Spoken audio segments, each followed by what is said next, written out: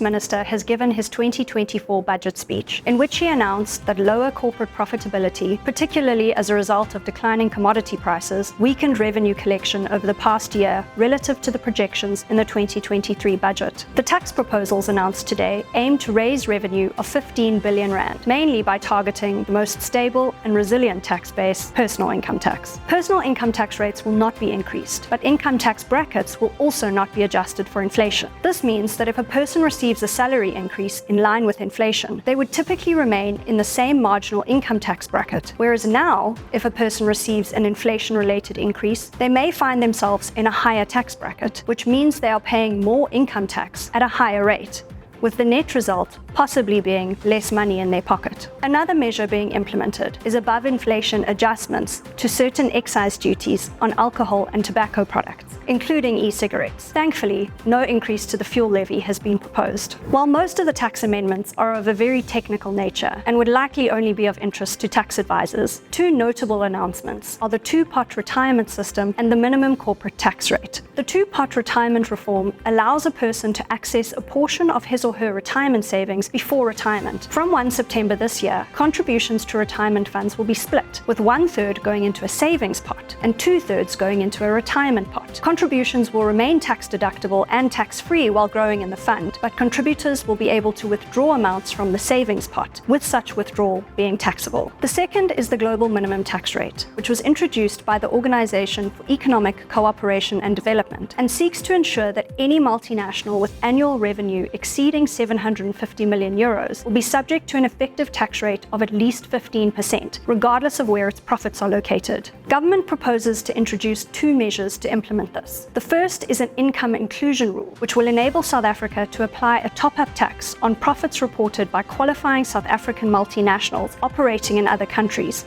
with an effective tax rate below 15%. And the second is the domestic minimum top-up tax, which will enable SARS to collect a top-up tax for multinationals paying an effective rate of less than 15% in South Africa. Unfortunately, no announcements were made on any exchange control reforms. Werksmans attorneys. Keep us close.